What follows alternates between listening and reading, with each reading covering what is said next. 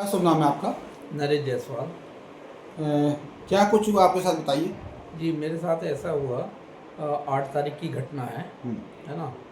शाम के समय मेरे को एक नहीं, मैं यूपीआई से पेमेंट करने गया तो लेकिन उसका वो बार बार बोला कि पिन जो है रॉन्ग है आपकी, है ना? तो और 24 आवर बाद चालू होगी, तो मैंने बोला हो सकता है किसी वजह से नहीं हुई होगी, है ना? फिर मैंने बैलेंस चेक किया तो मेरे इसमें 1,44,000 रुपये थे। ठीक है। फिर उसके बाद रात में मैंने करीब 8 बजे तक इधर उधर दूसरे लोगों से बात करी, उसके बाद फिर मैं सो गया।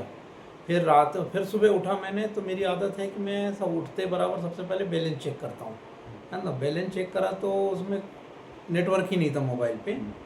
तो फिर क्या कहते हैं, मैंने कस्टमर केयर को फ़ोन लगाया, जियो के सिम, तो उन्होंने बोले कि आपने रात में सिम बंद कर दी है करके, लेकिन मैंने तो कोई सिम बंद नहीं करी थी। तो फिर उन्होंने मेरे से क्या कहते आधार कार्ड वगैरह नंबर मांगा, तो उन्होंने फिर सिम मेरी चालू कर दिया। उसके बाद मैंने जैसे ही बैलेंस चेक किया तो देखा कि मेरे पास से 1 लाख रुपए चले गए हैं, है ना? फिर मैंने साइबर में फ़ोन लगाया तो नहीं, बैंक ऑफ महाराष्ट्र के कस्टमर केयर में फ़ोन लगाया। फिर उनसे पूछा तो बोले कि 90,000 रुपये आपके 10:18 में कटे हैं, जो यूपीआई से पेमेंट हुआ है, और 10,000 रुपये तुम्हारे एटीएम के स्कैनर से हुआ है।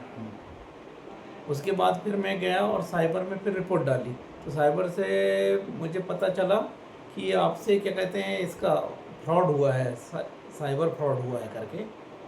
ये घटना मेरे साथ हुई। उसके बाद साइबर रिपोर्ट डाला, फिर उसके बाद अभी पता लगाता हूँ कि क्या होने वाला है। कब की घटना है ये? ये 10-8 तारीख की। मोबाइल किसके पास रहता है? मोबाइल मेरे पास रहता है, कभी कभी बच्चे खेल लेते हैं उसको। अच्छा। तो कभी आपसे कोई ओटीपी वगैरह कुछ आया हो, कुछ मैसेज आया हो, नहीं आज नहीं, पूछा गया हो? नहीं नहीं, ओटीपी के बारे में भी नहीं पूछा गया, कभी कुछ नहीं पूछा गया। एक फ़ोन आया था उसी दिन पे, हम्म, जिसमें उन्होंने मुझसे बोला था कि आप क्या कहते हैं पिन कोड का नंबर चेंज कर रहे हैं, कि मैंने बोला नहीं कर रहे हैं। तो उन्होंने पूछा कि आपकी डेट ऑफ बर्थ क्या है? मैंने बोला मैं नहीं बता सकता आपको डेट ऑफ बर्थ, और उन्होंने फ़ोन काट दिया। उसके बाद ये हुआ रात में कि मेरा फ़ोन भी उन्होंने नेटवर्क से गायब कर दिया।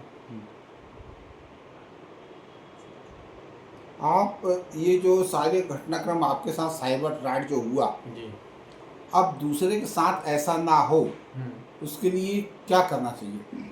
उसके लिए मैं सभी साथीगणों से कहूँगा कि कोई भी अगर लिंक भेजते हैं तो उसको ओपन ना करिए।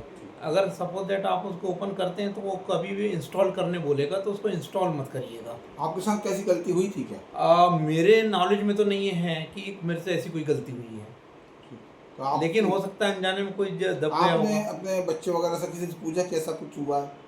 तो बच्चों ने तो कहा कि नहीं। नहीं। हाँ, अब पर लेकिन कह नहीं सकते, हो सकता है बच्चों से हुआ हो या मुझसे हुआ हो। अनजाने में अगर कोई चीज़ हुई होगी, तो मेरा तो पूरा मोबाइल ही हैक हो गया था, वो उसके कंट्रोल में था। उससे ये होता था कि मेरे को जो भी मैसेज कोई दूसरा कर रहा है, तो वो मैसेज उसको फॉरवर्ड होते थे। उन्हें व्हाट्सअप के मैसेज भी उसे ही जाते थे। तो ऐसी स्थिति में आदमी को कितने समय में और पुलिस के पास पहुंच जाना चाहिए? अब ये तो चूंकि रात की घटना थी, इसलिए मैं रात में नहीं जा पाया। सुबह मुझे जैसे ही पता चला, तो क्या कहते हैं साइबर का कैफ़े वगैरह भी सब 11 बजे खुलते हैं, उसके पहले खुलते नहीं, इस वजह से मैं रिपोर्ट करने में लेट हो गया। लेकिन अगर ऐसी कोई घटना होती है तो तुरंत ही साइबर कैफ़े में या पुलिस स्टेशन में जाइए।